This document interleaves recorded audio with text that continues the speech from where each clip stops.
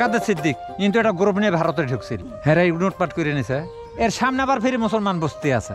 এই যে নয় হিন্দুর হিন্দু মানুষ মুসলমানের সাথে অন্যায় অত্যাচার করে পায় না। পানি কিন্তু ভারত থেকে নিয়ে আসছে, ওনারা ভারতে বসবাস করে। আমি একটু ভারতের পানি খাবো। আসলে ভারত বাংলাদেশের মানুষের যে আন্তরিকতা, এটি কিন্তু আপনারা তাদের সাথে একেবারে কাছে না মিশলে কিন্তু বুঝার উপায় নেই। বেশ বাসলে কিছু কয় না, এই জন্য বয়ে থাকবে চতুর মিরেছি মানে ধ্যান আছে মানে ওরাও আসে, আমরাও যাই ধ্যান না কাজ করতেছে বাংলাদেশ নাইছি ধ্যান না। এটি বাংলাদেশের শেষ কবরস্থান। আমরা নাম নিহিতে আসি।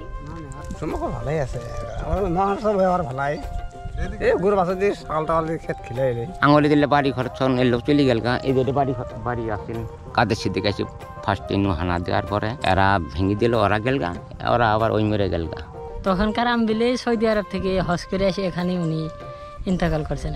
তারপরে আপনার বেশিরভাগই কিছু বাজার আপনার আছে হিন্দু লোকজন, তারপরে বেশিরভাগই আমাদের এখানে আর কি মুসলিম কাস্টে।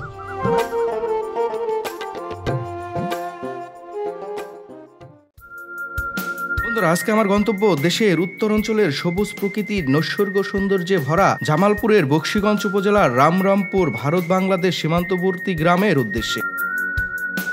আজকে আমি সীমান্তবর্তী ভারত এবং বাংলাদেশের মানুষের অজানা গল্প দেখাবো আজকের এই ভিডিওতে।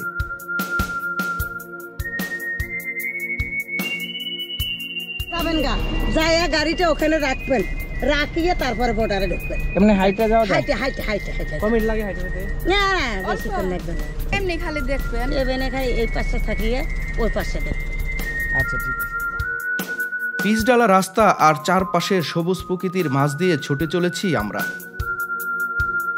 দেখতে দেখতে কিছুক্ষণের মধ্যে বড় রাস্তা পার হয়ে সরু রাস্তা দিয়ে সীমান্তবর্তী গ্রামে প্রবেশ করলাম।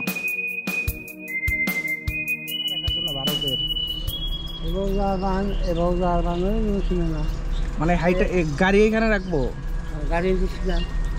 বন্ধুরা, আজকে আমি এসেছি জামালপুরের বকশীগঞ্জ উপজেলার রামরামপুর গ্রামে। আর এই গ্রামের পাশেই ভারত সীমান্ত রয়েছে। আজকে আমি এই ভারত সীমান্ত আপনাদেরকে ঘুরে ঘুরে দেখাবো। এই যে গ্রামটি দেখতে পাচ্ছেন, এই গ্রামটি ভারতের মেঘালয় রাজ্যের আমপাতি জেলার নন্দিরচর গ্রাম। নন্দিরচর এবং রামরামপুর পাশাপাশি গ্রাম। বন্ধুরা, আমরা এখন ভারত বাংলাদেশের সীমান্ত দেখার জন্য যাচ্ছি। এখন আমরা বর্তমানে আছি জামালপুরের বকশীগঞ্জ উপজেলার রামরামপুর গ্রামে। এই যে সামনে গাছ দেখতে পাচ্ছি, গাছের পর থেকেই ভারত সীমান্ত। আমরা সামনের দিকে প্রবেশ করার চেষ্টা করতেছি। এই যে কবরস্থান দেখতে পাচ্ছেন, বকশীগঞ্জ জামালপুর রামরামপুর কবরস্থান, এটি বাংলাদেশের শেষ কবরস্থান। এরপর থেকেই ভারত শুরু। বন্ধুরা, আমরা হাঁটতে হাঁটতেই সীমানা পিলার পেয়ে গেছি।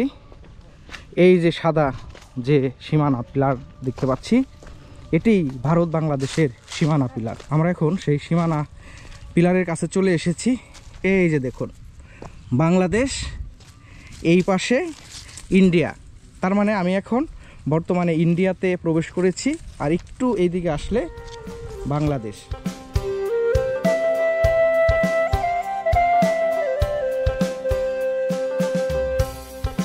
সামনে যে মাঠটি দেখতে পাচ্ছেন, এখানে ৭১-এর আগে ঘনবসতি ছিল এবং ভারত বাংলাদেশের মানুষ একসাথে বসবাস করতেন। তবে দেশভাগের পরে দুই দেশের মানুষের মাঝে কাঁটাতার বাধা হয়ে দাঁড়িয়ে যায়। আজকে আমি এই দুই গ্রামের মানুষের জীবনযাপন তুলে ধরবো আজকের এই ভিডিওতে।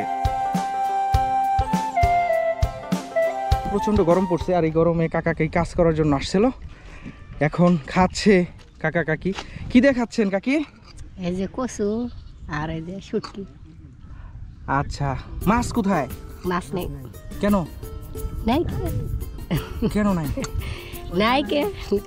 বন্ধুরা, এই যে কাকা কাকি কচু দিয়ে ভাত খাইতেছে। এই যে পানি, পানি কিন্তু ভারত থেকে নিয়ে আসছে। ওনারা ভারতে বসবাস করে। আমি একটু ভারতের পানি খাবো।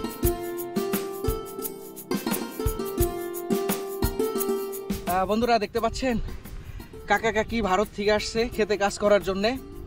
আমার প্রচণ্ড গরম লাগছে, এর জন্য আমাকে পানি খেতে দিল, খেতেও বলছিল। আসলে ভারত বাংলাদেশের মানুষের যে আন্তরিকতা, এটি কিন্তু আপনারা তাদের সাথে একেবারে কাছে না মিশলে কিন্তু বোঝার উপায় নেই। আমি পানি চাওয়ার সাথে সাথে কিন্তু আমাকে পানি দিল তারা।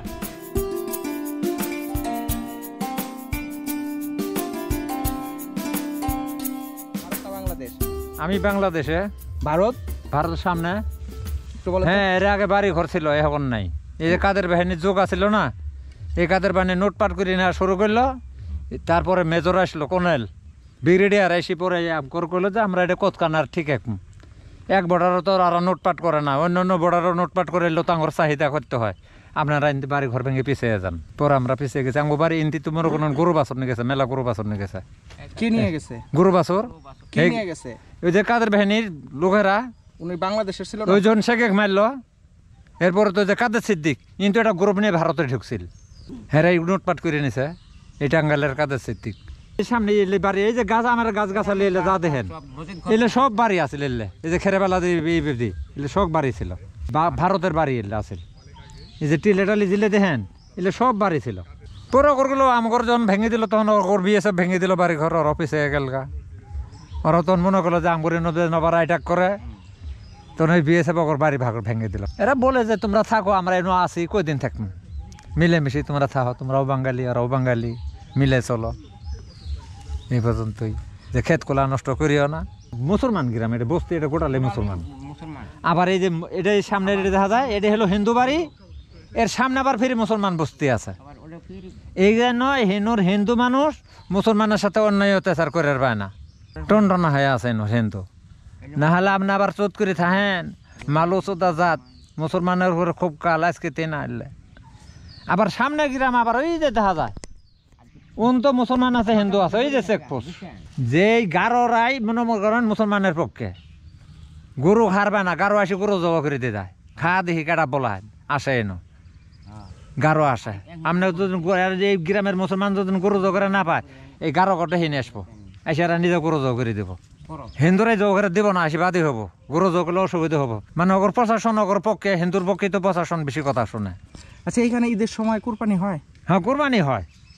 ওই যে গারো থাহে ভাঞ্জে কুরবানি হয়। বন্ধুরা, এই যে মাঠটি দেখতে পাচ্ছেন, এটি ভারতে পড়ছে। ভারতে পড়লেও এখানে বাংলাদেশে যারা বসবাস করে তারা দিব্যি ঘোরাফেরা করতে পারে, গরু রাখতে পারে, ঘাস কাটতে পারে, বা যে কোনো কাজ করতে পারে, কোনো সমস্যা হয় না। সামনেই ভারতের কাঁটাতার। ভারতে? আচ্ছা, এই যে ভারতে আসছেন, কোনো সমস্যা হয় না? না, সমস্যা কি, আমরা কাজ করতেছি না। ওরা এসে বলে না যে আমাদের এখানে আসা যাবে না? আইছিল, গপ করে গেল, বলে ঘাস কাটো না, কাটি রোদের জন্য, রোদ কমলি কাটম, ঘাস কাটি আনি, আমার সাথে ঘাস আছে, বসতেই গেল, ইনু আসছিল, জুড়ে গেল, গেছে। কে আসছিল? ওই দেখি লোক। বিএসএফ আসে না? বিএসএফ আসলে কিছু কয় না, এই জন্য বয়ে থাকে বিএসএফ। চতুর মেরেছি, মানে ধ্যান আছে, মানে ওই সাইডে আছে, চতুর সাইডেই। তাহলে সম্পর্কটা কেমন আপনাদের ওদের সাথে? ওরাও আসে, আমরাও যাই, ধ্যান না, কাজ করতেছে, বাংলাদেশ নাইছি ধ্যানছেন না। ভিসা পাসপোর্ট ছাড়া ভারত চলে আসছেন? ভারতে ধ্যান গুরু বাসা দিচ্ছে, যা সব গুরু আঙ্গুরতির। বন্ধুরা, আমার পেছনে যে ঘর দেখতে পাচ্ছেন, ওই ঘরগুলা হচ্ছে ভারতের। আমিও এখন ভারত দিয়ে হাঁটতেছি। আসলে ভারতের যারা বসবাস করে তারা এই জমিগুলা চাষ করে। চাষ করার সময় অনেক সময় আমাদের বাংলাদেশেও ভিতরেও প্রবেশ করে। তারা আমাদের বাংলাদেশে যারা থাকে তাদের সাথে কথা বলে। আসলে ভারত বাংলাদেশে যারা পাশাপাশি থাকে তাদের সম্পর্কটা কিন্তু অনেক ভালো, যার কারণে একজন আর একজনের প্রতি আন্তরিকতাও কিন্তু অনেক বেশি। ওই যে সামনে কাজ করতেছে একটি ভাই, একটি ভাবি, তারা ভারতের। ওই যে ধানের খড় দেখতে পাচ্ছি, ওটি ভারতের। ভারতে যারা বসবাস করে তারাই দিয়ে রাখছে। এই যে কাজ করতেছে, দুইজনই কিন্তু ভারতের। তাদের সাথে কথা বলার চেষ্টা করব। বাদাম, বাদাম তো সাধারণত চরে হয়, এলো চর মাটি।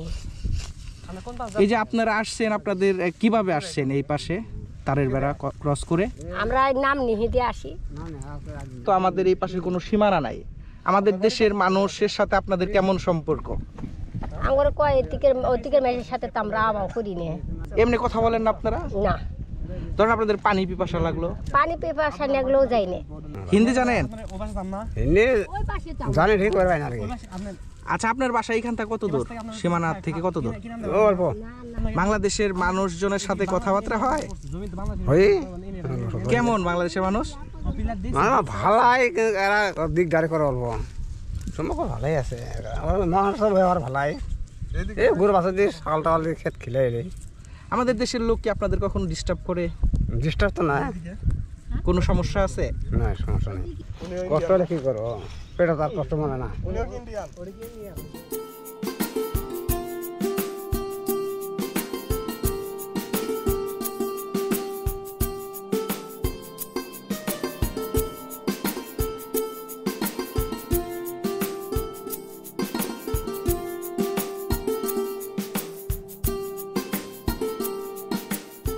ভারতে আসি কেন ভারতে ঘাস কাটার জন্য আসছেন? এখন ধরেন এখন সারা জীবন আঙ্গর এই কোনো জঞ্জাল ফাঁসাত নেই, কোনো শান্তি সুস্থ মতো আমরা থাই, ওরাও থাই আমরাও থাই, কোনো কেল্লা মেল্লা নেই।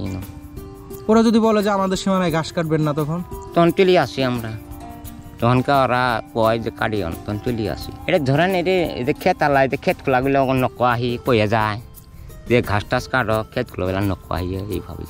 এই জায়গাগুলো সরকারি জায়গা না মালিকানা জায়গা? মালিকানা, সব মালিকানা। এনে ঘর বাড়ি আসিল তো এলে দিয়ে ভিড়ে কোথায়? তখন কাই দিলে দিয়ে এলে দিয়ে আমি গাছ টাল, এই যে মসজিদ ঘর, এই যে মসজিদ ঘর দেখছেন, এই যে মসজিদ ঘর, এটা সব বাড়ি আসিল তো, বস্তি আসিল, এটা বিরাট বস্তি আসিল। কাদের সিদ্দিকের সময় আঙুলি দিলে বাড়ি ঘর তখন এলো চলে গেল গা, এই যে বাড়ি আসিল। কাদের সিদ্দিক আছে ফার্স্ট হানা দেওয়ার পরে এরা ভেঙে দিল, ওরা গেল গা, ওরা আবার ওই মেরে গেল গা।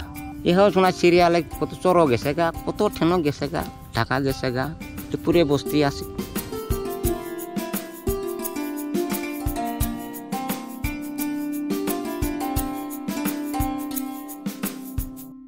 এই যে গ্রামটি দেখতে পাচ্ছেন, এই গ্রামটি মেঘালয়ের নন্দীরচর গ্রাম। আসলে এই গ্রামে যারা বসবাস করে তারা এখান দিয়ে চাষবাস করে। এই যে কাকা চাষ করার জন্য আসছে, কাকি এখানে বাদাম চাষ করছে।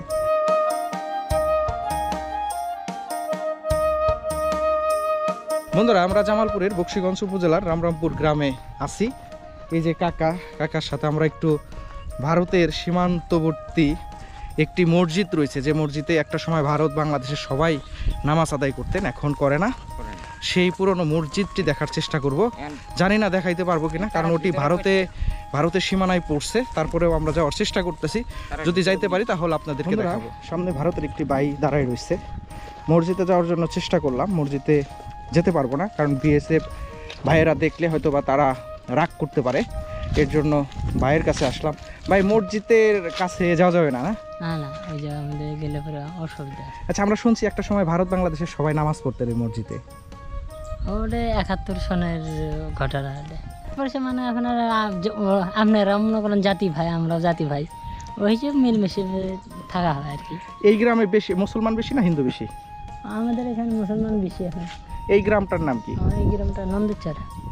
এটা কোন জেলায় পড়ছে? আমপাতি ডিস্ট্রিক্ট জেলা, মেঘালয়। মেঘালয়টা হতে আছে একটা স্টেট, রাজ্য। আর এটা হতে আছে আমরা ইংলিশে কই ডিস্ট্রিক্ট, মানে জেলা। জেলার নাম কি? আমপাতি জেলা। আচ্ছা, ওইখানে একটা কবর দেখা যাচ্ছে, ওইটা কাদের কবর, কার কবর জানেন? অনেক পুরানা কবর, আমরা তখন হয়নি, জন্ম থেকে দেখতে আসি। এটা তাদের মানে একটা হাজি ছিল, উনি ওনার নিজের জায়গা? হ্যাঁ, নিজের জায়গায়। তখন বাড়ি ঘর এখানে ছিল। তখনকার আমবিলে সৌদি আরব থেকে হজ করে এসে এখানে উনি ইন্তেকাল করছেন আর কি। 71 সনে এই জায়গায় আমাদের বাবারা যে ছিল, দাদা দাদি এখানেই ছিল। তখনকার 71 সনের ঘটনায় পশ্চিম পাকিস্তানে যখনকার আপনার বাংলাদেশের সঙ্গে হলো, লড়াই হলো, তখন আলাদা হওয়ার পরে এরা চলে গেছে, এরা এখানেই থাকতো। এখানে পুরাটাই আপনার মুসলিম মানুষই। আপনার পালপাড়া এদিকে আছে, আপনার এই পোস্টের পিছনে না, বিএসএফ ক্যাম্পের পিছনে অনেক কিছু লোকজন আছে হিন্দু। তারপরে আপনার বেশিরভাগই কিছু বাজার আপনার আছে হিন্দু লোকজন, তারপরে বেশিরভাগই আমাদের এখানে আর কি মুসলিম কাস্টে। আর তার ওইদিকে আপনার যা দেখেন পাহাড়ি এলাকা, আমাদের গারো মানুষ, ট্রাইবেল, ওরা আমাদের নন ট্রাইবেল আর কি। বন্ধুরা, ভারতের একটি ভাইয়ের সাথে কথা বললাম। বাইর গ্রাম এইটি, হেঁটে গেলে 3 থেকে 4 মিনিট লাগবে। আসলে এর সামনে ভাই নিতে চাইছিল, কিন্তু যাওয়াটা আমাদের জন্য ভালো হবে না, কারণ বিএসএফরা দেখলে অবশ্যই আমাদেরকে খারাপ বলতে পারে। যার কারণে ভাইকে বললাম থাক, যাওয়ার দরকার নাই। ভাই হচ্ছে এই গ্রামে থাকে, এই গ্রামে সবচেয়ে বেশি মুসলমান বসবাস করে থাকে এবং ভাই কিন্তু বাংলায় কথা বলে এবং এই গ্রামে যারা বসবাস করে সবাই বাংলায় কথা বলে। আসলে এই যে ভারতে ঢুকে ভাইয়ের সাথে কথা বলতেছি, এই অভিজ্ঞতাটা আমার কিন্তু অনেক ভালো লাগতেছে। আর ভারতের অনেক বন্ধুরা আমার ভিডিও দেখেন। যাই হোক, এই যে ভাই আমাকে এই সহযোগিতাটুকু করছে, আপনারা এই বিষয়টা খারাপ চোখে কেউ দেখবেন না।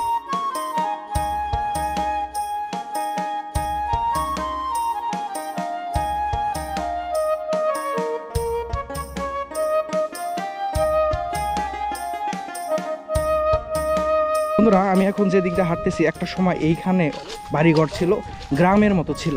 তার স্মৃতি হিসাবে এই যে দেখতে পাচ্ছি একটি কূপ, এখান থেকে পানি তুলতো। যুদ্ধের সময় এখান থেকে লোকজন সব চলে গেছে, তার স্মৃতি হিসাবে একটি কূপ দেখতে পেলাম। এখন আমরা ভারত দিয়ে হাঁটতেছি, সামনে একটি পুরাতন কবর দেখতে পাচ্ছি। এই কবরটি একটি হাজির কবর, যিনি হজ করে এসে ইন্তিকাল করেন, পরবর্তীতে এখানে তাকে দাফন করা হয়। এই সেই পুরানো কবর। এই কবরের বয়স হবে প্রায় 100 বছর। 100 বছর পুরানো কবর। 100 বছর হচ্ছে, আমরা ছোটতেই দেখতে আসি এরকমই। বন্ধুরা, এই যে টিনের ঘর দেখতে পাচ্ছেন, এখানে কিন্তু বিএসএফ ভাইয়েরা বসে। এই ঘরটি আপনাদেরকে একটু দেখাইলাম। ওই যে মসজিদটি দেখতে পাচ্ছেন, সামনে যেতে পারতেছি না, ওই মসজিদেই ভারত বাংলাদেশের সবাই একটা সময় নামাজ পড়তেন। যুদ্ধের সময় যখন তারের বেড়া ওই পাশে সবাই চলে যায়, তারপর থেকে এটি পরিত্যক্ত অবস্থায় রয়েছে। এখন আর কেউ নামাজ পড়ে না, আসলে শুধু স্মৃতিটুকু রয়ে গেছে।